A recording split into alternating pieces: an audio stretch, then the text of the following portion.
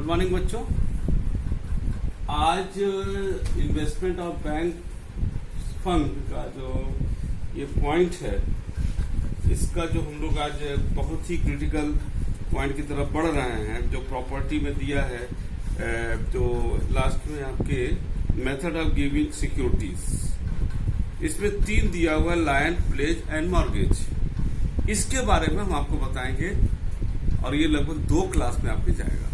और इसके लिए हम आपको पीडीएफ भी भेजेंगे, कुछ अलग से डिफरेंसेस उसका, और इसको बहुत ध्यान से पढ़िएगा। और विशेष रूप से जो सीपीटी करना चाह रहे हैं वो इसको बहुत ध्यान से देखेंगे, क्योंकि इसमें हम एक एक लाइन बोलेंगे और एक एक लाइन आप समझिएगा। लायन, प्लेज एंड मॉर्गेज, तो यहाँ पर हम लिख रहे हैं, ध्यान से सुनना। लायन, LIEN, दूसरा प्लेज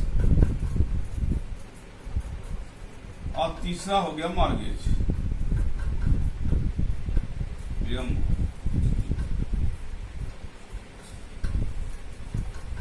मॉर्गेज इसको हम डिस्कस करेंगे एक पोजीशन पर, थोड़ा सा ध्यान दीजिएगा। पोजीशन और दूसरा टाइटल।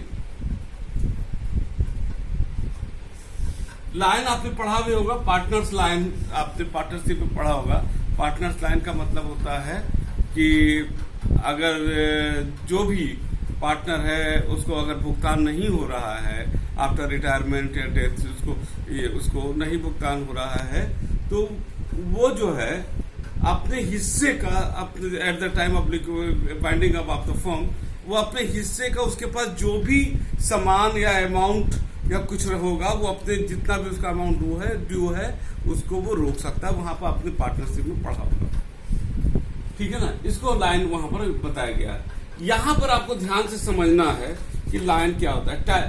पोजीशन का मतलब होता है किसी चीज का कब्जा मेरे पास है।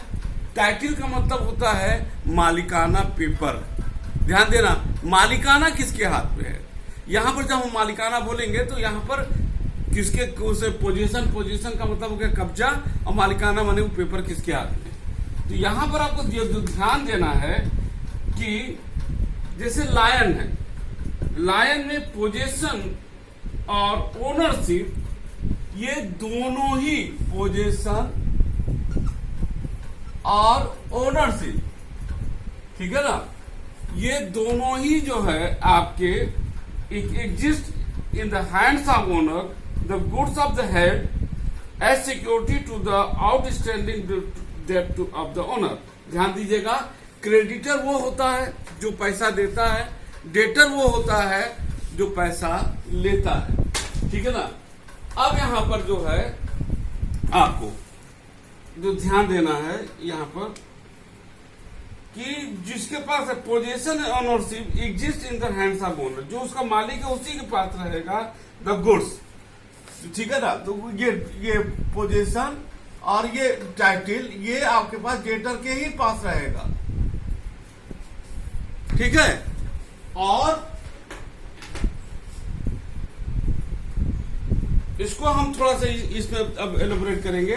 और जो प्लेज है, article is given by the borrower to the lender. यहां पर आर्टिकल जो है पोजीशन किसको ट्रांसफर हो जाएगा, पोजीशन जो है ट्रांसफर हो जाता है आपका to the borrower. Article is given by the borrower to the lender. तो यहां पोजीशन किसको चला जाएगा, पोजीशन क्रेडिटर को चला जाएगा। एक मिनट से ही जो है पोजीशन जो है इसका क्रेडिटर के पास चला जाएगा, लेकिन जो टाइटल होगा, जो मालिकाना वाला हक होगा, ये आपका डेटर के ही पास रहेगा। और मॉर्गेज में जो है, मॉर्गेज में जो पोजीशन होता है वो डेटर के ही पास रहता है, लेकिन पेपर ऑफ द टाइटल ये चला जाता है क्रेडिटर के पास। और यहां पर जो है लायन में दोनों ही डेटर के पास होता है,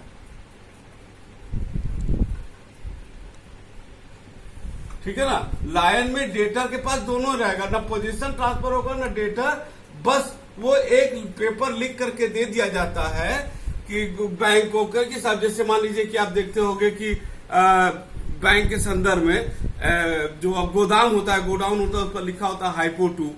उसमें क्या होता है कि उसके अंदर जो माल रखा हुआ है, अगर डेटर पेमेंट नहीं कर पाएगा तो बैंक उसको माल को एट दैट टाइम माल को उसको अपने कब्जे में लेकर के उसको बेच देगा। अदरवाइज उस माल का उपयोग भी आपका जो जिससे बारोवर है वो करेगा और उसका टाइटल भी उसके पास रहेगा। अब टेम्पो के पीछे भी लिखा हुआ देखते हो, क्या कहते हैं, हाइपो टू। तो उससे होता है कि जो टेम्पो वाला है वो चला रहा अपना टेम्पो, उसके पास सब कुछ है, बस वो बैंक उससे अपना कागज रखवा लेता है। अब हम आते हैं यहाँ पॉइंट पर, जैसे लायन दिया है, the bank has right over the property given by the debtor in lien till the loan is not paid. The customer has to give the printed form after filling it along। तो bank एक form देता है कि साहब security के रूप में कि आपको अगर आप पैसा नहीं दे पाएंगे तो बैंक को यह अधिकार दिया जाता है कि वो माल को अपने पोजीशन में ले ले। अब हम आते हैं आज का जो आज हमारा डिस्कशन का विषय है, that is the pledge. Pledge को हम बताएंगे और मार्गेज कल बताएंगे। प्लेज में according to Indian contract act 1872, pledge means giving the goods as pledge with the objective of surety for the fulfillment of payment, any loan or for following promise। इसका मतलब होता है कि कॉन्ट्रैक्ट रिप्लेस का मतलब होता है giving the goods as pledge with the objective of surety fulfillment of the payment of the loan। अब हमने देखो प्लेज में क्या बताया है कि पोजेशन क्रेडिटर के पास हो जाएगा। आपने माल जो है सोना था, आपने जो है सोना चांदी कोई था, उसने जो है आपने जो है जिससे आपने लोन लिया उसको दे दिया, लेकिन टाइटल नहीं दिया है। आपने सिर्फ सामान दे दिया कि भैया इसको रखे रहो, हम उसको जब पैसा हम देंगे आपको तो आप हमको वापस कर दीजिएगा। यही है फॉलोइंग आर द मेन पहला कैरेक्टरिस्टिक यही है, possession on property essential. When any property is placed then it is essential to give it the possession of the creditor. The possession on the property can be both real and creative. The actual possession take place at the time when the property or goods come in the custody directly. There is no direct custody on goods in creative possession, but the owner of the goods give the key of his godown to the creditor। सिर्फ वो जो है position दे देता। Position, creative position का मतलब क्या होता है, जैसे आप देखते हो कि स्टेज पर कोई कार जीता, तो कार जीतता तो उसको बड़ा सा चाबी दिया जाता है, जितना बड़ा आदमी नहीं होता उतना बड़ा चाबी दे देता है। वहां पर कार उठा के आपको वहां पर नहीं दे सकता है, इसको कहते हैं क्रिएटिव पोजीशन। सिर्फ चाबी दे दिया इसका मतलब उसने दे दिया। ये आपका है प्लेस का। दूसरा इसमें पॉइंट है नो ट्रांसफर ऑफ ओनरशिप। मैंने बताया भी, देखो टाइटल में डेटर के पास है, जिसको जो बारोवर है उसी के पास टाइटल रहेगा, टाइटल नहीं ट्रांसफर होता है। The other characteristic of pledge that the right on commodity or property in its of the creditor but ownership of the debtor. Such is if any person keeps some property as pledge in the form of security after taking loan of the 1000 का loan लिया है तो उसके from the bank, then it means the property will go in the custody of the bank। Custody of the bank. देखो position किसको जा रहा है, क्रेडिटर। यहां पर बैंक इज द क्रेडिटर क्योंकि उसने लोन दिया है, but the debtor will remain its owner.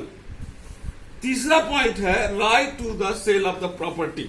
इसमें देखिएगा the third characteristic of pledge is that there are two option before the creditor when the payment of loan is not made. जब owner borrower bank को पैसा नहीं दे पाता है तो bank के पास टू ऑप्शन है। क्या, ब्रिंगिंग सूट, सूट का मतलब मुकदमा करना, bringing suit for keeping the property with him, उस पर मुकदमा कर देगा कि भैया ऐसा है कि आप जो है हमको ये जो bringing suit for keeping the property with him, कि वो प्रॉपर्टी उसको दे दिया जाए। Second, selling the goods by giving proper information to the debtor, debtor को इंफॉर्मेशन दे करके कि भैया हम आपका प्रॉपर्टी आपको बेचना चाहते हैं, आपका बेच के अपना पैसा वसूल लेंगे। If the full amount of loan is not received by the value of share, मान लीजिए कि अगर उसने एसेट बेच दिया, आपने 1000 रुपया लोन लिया और उसने बेचा 800 ही रुपया मिल रहा है, यही दिया है, not recovered by the value of share, then the debtor will liable for the remaining amount. Debtor को बाकी 200 रुपया अपने पास से देना पड़ेगा।